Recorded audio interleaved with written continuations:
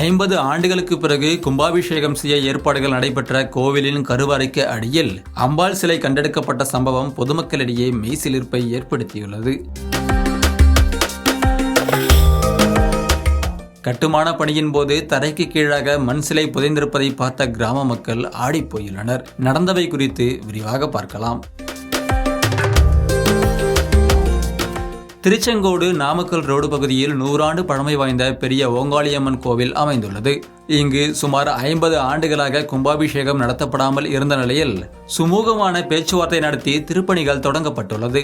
அதன்படி கடந்த ஜூலை மாதம் 7ஆம் தேதி பாலாலயம் செய்யப்பட்டு கட்டுமான பணிகள் மேற்கொள்ளப்பட்டு கும்பாபிஷேகம் செய்ய பணிகள் நடைபெற்று வருகிறது.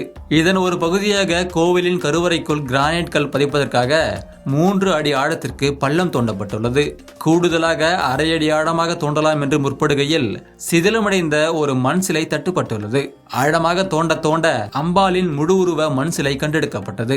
இந்த தகவல் தீ போல பரவிய நிலையில் சுற்றுவட்டார பகுதி மக்கள் அனைவரும் பெரிய ஓங்காளியம்மன் கோவிலை சூழ்ந்தனர். அம்பாள் சிலைக்கு அலங்காரம் செய்து வழிபாடுகள் தொடர்ந்த நிலையில் அப்பகுதி மக்கள் மெய்சிலிர்த்து போயுள்ளனர். இதுகுறித்து கோவில் நிர்வாகிகள் சிலரிடம் விசாரிக்கையில் 1960ஆம் ஆண்டு வாக்கில் வேறு இடத்தில் ஓட்டு கட்டிடத்தில் இருந்த கோவிலை புதுப்பிக்கும் பொருட்டு வேலை செய்த போது அங்கிருந்த மண் சிலையை இழுத்ததில் அது பின்னப்பட்டதால் கருவறையில் மூலவர் சிலைக்கு கீழ் அதனை புதைத்திருக்கலாம் என்று தகவல் சொல்கின்றனர். இந்த கோவில் இந்து சமய அறநிலையத்துறை கட்டுப்பாட்டில் வருவதால் இதுகுறித்து இந்து சமய அறநிலையத்துறை அதிகாரிகளுக்கு தகவல் கொடுக்கப்பட்டிருப்பதாகவும் அவர்களோடு கிராம நிர்வாக அலுவலர், நகர்மன்ற தலைவர் உள்ளிட்டவர்களுடன் ஆலோசனை நடத்தி அடுத்த கட்ட நடவடிக்கை மேற்கொள்ளப்படும் என்றும் கூறுகின்றனர் கோவில் நிர்வாகிகள். கிட்டத்தட்ட அரை நூற்றாண்டுக்கு பிறகு கோவிலில் திருப்பணி நடக்கும் பொழுது கருவறைக்கு அடியில் இருந்து அம்மன் சிலை கண்டெடுக்கப்பட்ட சம்பவம் அப்பகுதியில் பேசுபொருளாக மாறியுள்ளது.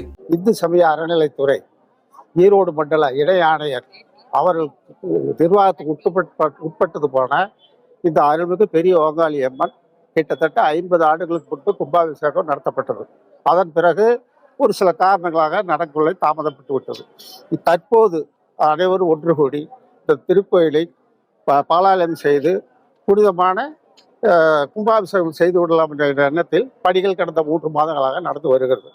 இன்று இன்னும் கொஞ்சம் கருவறையை இன்னும் ஒரு ஜான் கீழே இறக்கணும்னு சபதிகள் சொன்னதை முன்னிட்டு மண்களை எடுக்கும் போது பழைய கால களிமண்ணாலான சுதை செய்யப்பட்ட ஒரு விக்கிரகம் கிடைச்சது.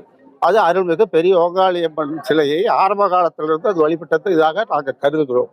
அதற்கு பிறகு 1976 கடைசியாக இந்த கோயிலுக்கு பணி நடைபெற்று கும்பாபிஷேகம் நடந்திருக்கிறது.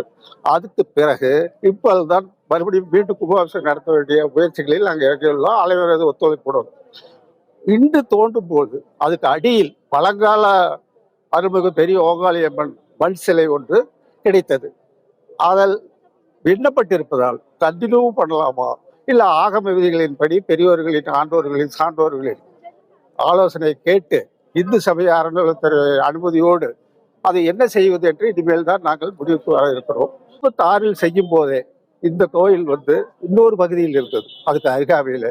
அதுக்கப்புறம் இந்த பக்கம் ஷிஃப்ட் செய்யும் பொழுது இந்த கோயிலை உயர்த்தி கொஞ்சம் உயரம் பண்ணி கருவறையை அப்பொழுது வைக்கையில் அன்றைய சூழ்நிலையில் இருந்த ஒரு பிம்பம் வைக்கப்பட்டிருந்தது. அது 4வது 50 ஆண்டுகளாக இருந்து வந்தது. இன்று அந்த அடியில் வைத்த ஆரம்பகால அம்மன் சிலை விண்ணப்பட்டிருக்கிறது.